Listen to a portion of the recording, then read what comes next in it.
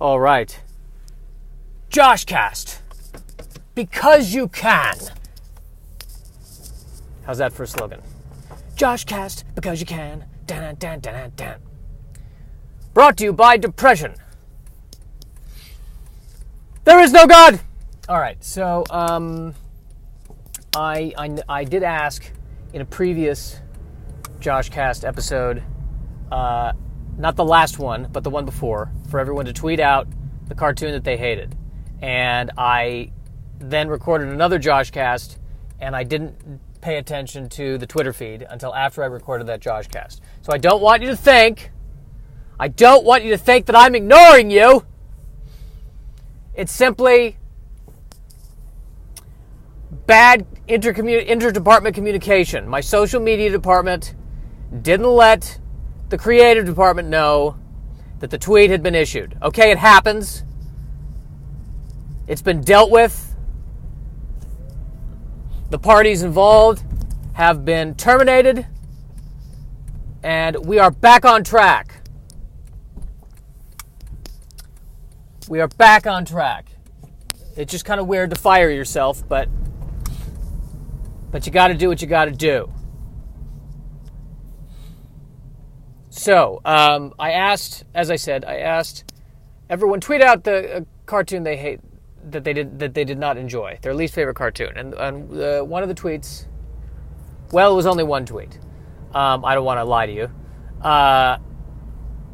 Not that that's a bad thing. And listen, I'm not trying to insult the people tweeting at me. I really appreciate you. I'm insulting me. I'm saying I'm at the point where I'm only getting one tweet. Not to say that the fans or fan doesn't know what's good or bad. That's not the point I'm trying to make here. I'm trying to put it on me. I'm trying to be self-deprecating, okay? Let the record show. I was trying to be self-deprecating. Well, he said he was trying to be self-deprecating. What do you think? Only one person tweeted at him. I mean, we just don't have the numbers. I think we got to terminate the Joshcast. But we are Josh. It doesn't matter. The numbers are the numbers.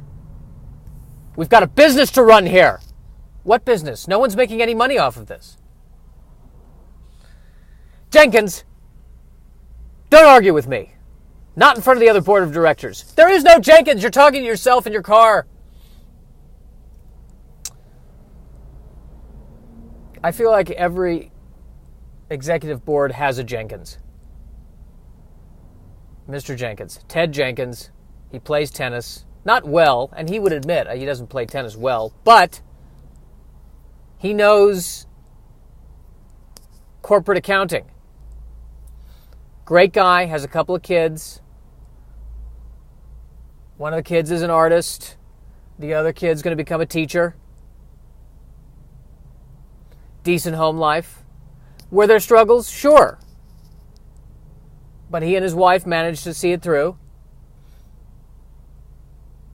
You know, lived to be 85, 90 years old. Passed away peacefully. The life of Jenkins. The life and death of Jenkins, right there.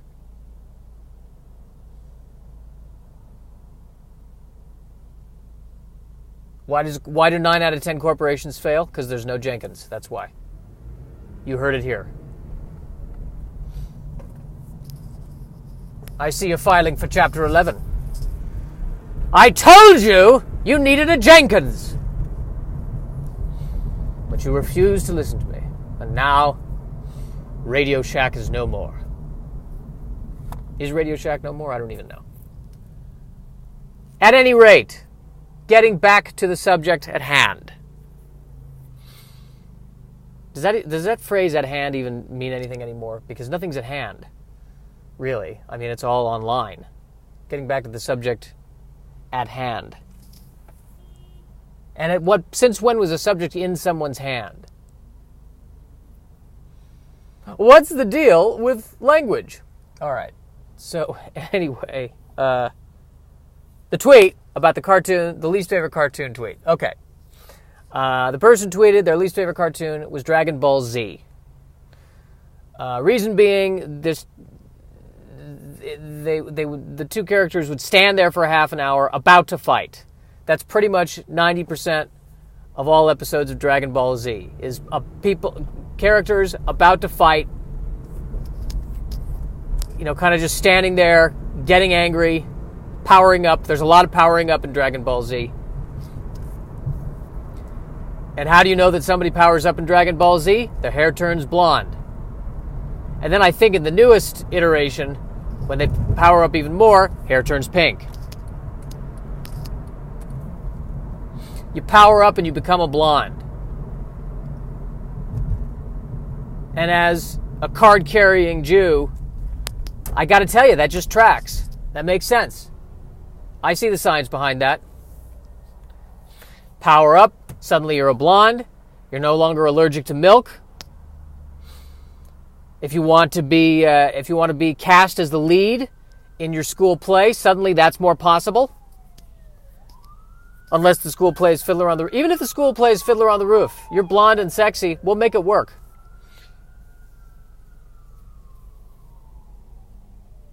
You look like Charleston Heston, we'll make Moses fit. Because we got to move them tickets. Jenkins, come over here for a second. How do you feel about casting Charlton Heston as Moses? It's a good plan. We'll move a lot of tickets if we do that. Do you think it's a problem that he looks, acts, and talks nothing like any Jewish person ever looks, acts, and talks like? No, not a problem. We'll be fine. I've mentally double-checked the numbers in my head because I'm a Jenkins. We're fine. Put him in. Cast him. All right. Well, we got the go-ahead from Jenkins. Give Moses the role. Dragon Ball Z. Dragon Ball Z, by the way, I believe is a sequel cartoon to Dragon Ball, in which, and Goku, who's the main character in Dragon Ball, in the original one, I think was just a kid. Dragon Ball Z, he's a young adult who is now married to the girl who was like another kid in the original one. And I think, actually, before it was a cartoon, I believe it started out as manga, so it was a comic book, basically. Is that insulting if I call manga a comic book? I should check that. Because Japanese manga is basically Japanese books, illustrated stories. But I don't know, culturally, from a culture perspective, if to call them a comic is to insult what they are. Because I know Japanese manga, it's taken very seriously. Now, comics now are taken very seriously. All I'm doing right now is I'm trying not to offend. That's all. That's why this conversation is going where it's going. Jenkins, do you think he offended? It's tough to say. We've got to put this podcast on the chopping block. That's all I'm saying. It wouldn't be a wise move to keep it going. Just from the numbers perspective, now he's insulted manga fans. I don't know. Well, gentlemen, Jenkins is worried. We've got to listen to it.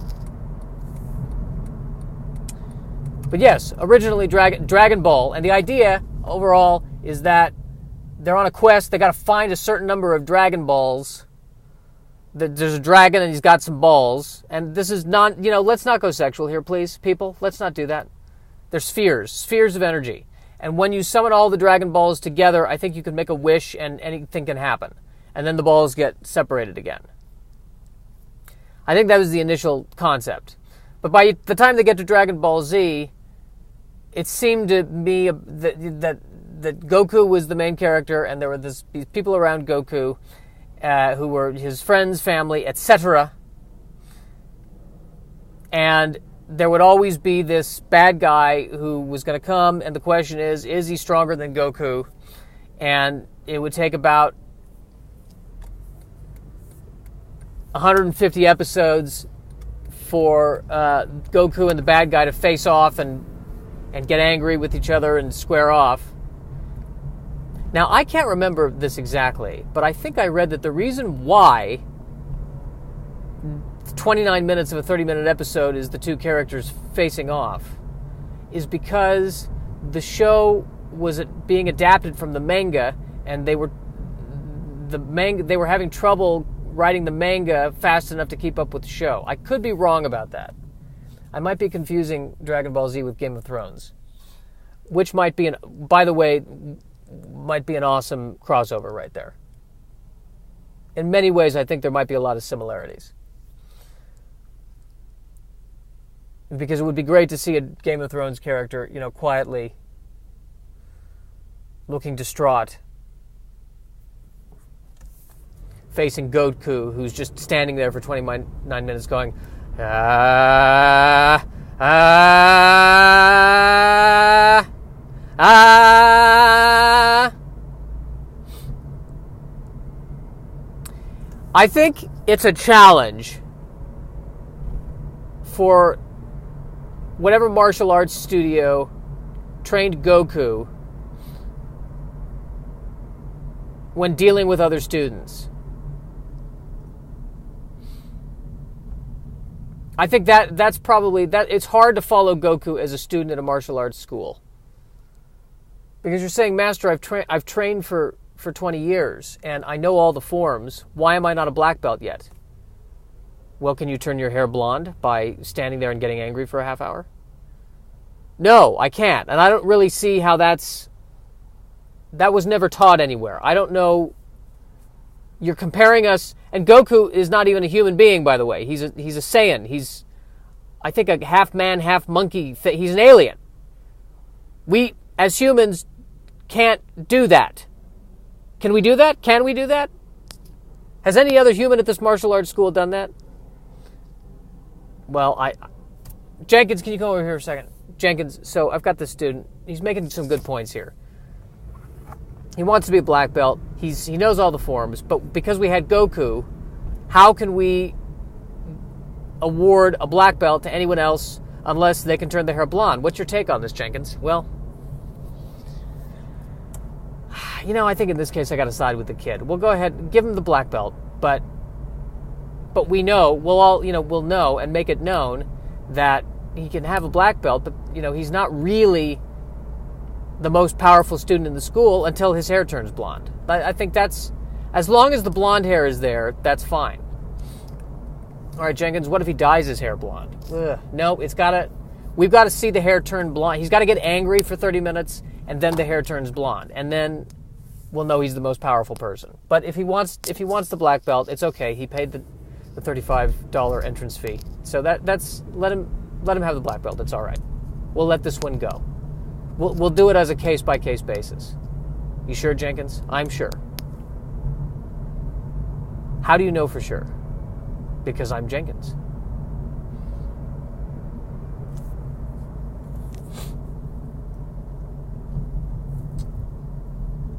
I enjoyed Dragon Ball Z. I gotta say, I liked the building of tension that it took episode by episode to get there. Dragon Ball Z, the one thing I will say about it is that it kind of got depressing, because at one point Goku died and was in the afterlife and had a halo around his head, signifying that he was in fact dead. But then I think he came back from the afterlife. I'm not entirely sure. But he had a son named Gohan. And so that means Gohan's got to grow up. He's spending his teenage years without his dad. And then at one point... Now, I got to say, though, favorite character, Vegeta. Favorite character in Dragon Ball Z. For a number of reasons. First of all, there's the name, Vegeta. I'm sure that it's one of those names that in Japanese, is makes sense. But you translate it to English and you got a problem. You got an issue. It sounds a bit similar to, something. Jenkins, I think he's about to... No, he won't say it. He better not say it. If he says it, the show's canceled. I'm not going to say the word. I don't want to agitate Jenkins. But I liked him because he started out as a bad guy.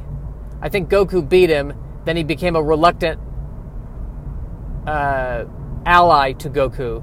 But he was always very angry and always competing with Goku. And he was I think he was one of those allies who said, okay, as soon as we beat up all the other bad guys, you and me are going to kill each other. And I always enjoy those allegiances. There's something truthful in that. Because I feel like in most relationships I have, I think deep down both of us are thinking, if there comes to a certain situation, we're going to enjoy killing each other. It's fine. Because we are animals, and we're not as evolved as we think we are. But maybe the other reason why I like that kind of relationship is because I think maybe there's more honesty. Goku invites Vegeta, to read a screenplay, and Vegeta's not going to mince words. This is absolute crap, Kakarot. Well, but there's got to be one redeeming thing about it. You have some moments in the second act, but that is all I will say, Kakarot. You really enjoy saying my name angrily, don't you? It's got a lot of K's in it. Kakarot. Well, it's got 2 C sounds, Kaka and then rot, and then the T. So yeah, it's fun to say. Not as fun as Vegeta. Don't you start with me, Kakarot. In our native language, my name means warrior's tooth. Well, yes, and I'm not making fun of it. I get it. I get that you're sensitive about it. I am not sensitive about it. Kakarot. What do you think I need to do to make the screenplay work? It's simple, Kakarot. You're relying too much on the character of Jenkins. It's a crutch. A comedic crutch. A callback. It goes on and on and on. You are a disappointment to the Saiyan race. And one day it will be my supreme pleasure, Kakarot, to rip you to shreds. By the way, I think your hair, it's losing the pink. What? No, it's not. It's perfectly pink. I think it's going more towards the yellow. No! I'm just as powerful as you. Oh, this is going to take a half hour. All right.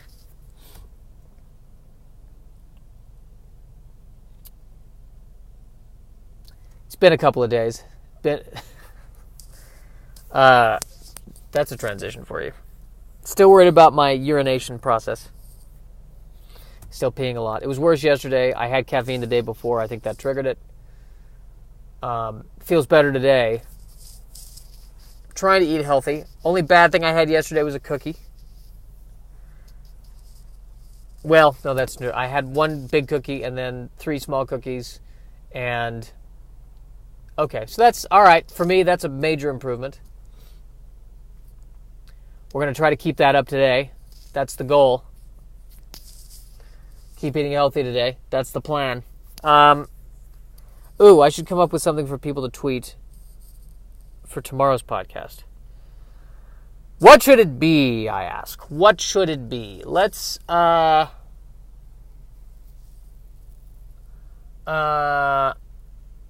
want you to tweet your least favorite 19th century American novel.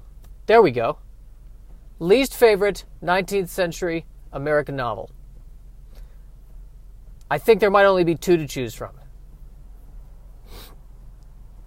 Least favorite 19th century American novel. Let's keep it in fiction. None of those non-fiction 19th century.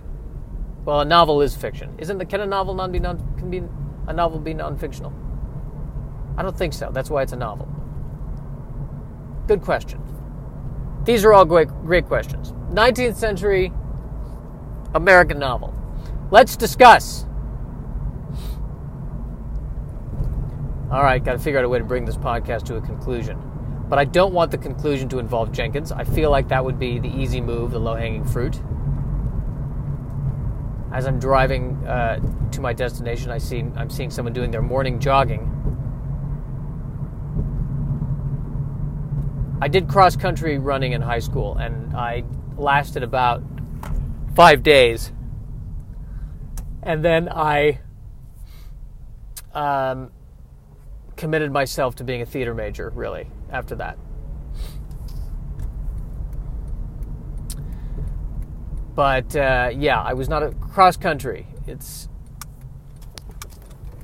It reminds me of the people using the phrase, this thing that we're doing right now, it's not a sprint, it's a marathon. You've got to pace yourself. It's not a sprint. It's a marathon. I hate both of those things. I hate doing both of those things. And my vote is, instead of making it a marathon, let's make it a nice drive and find a car. That's how I want to live my life. I don't want to run the marathon. I don't like any of those options. If it's running a marathon and I need to pace my energy, there's a better way to do this. Get a bus. An air-conditioned vehicle of some kind. Let's figure out, that's how I want to live life. I don't want to live it as a marathon. I want to live it as a halfway decent commute. I can play my music and I can chill. Not too much traffic, not too far away from the destination, not in a rush to get there. That's what I'm looking for. Here on the Joshcast.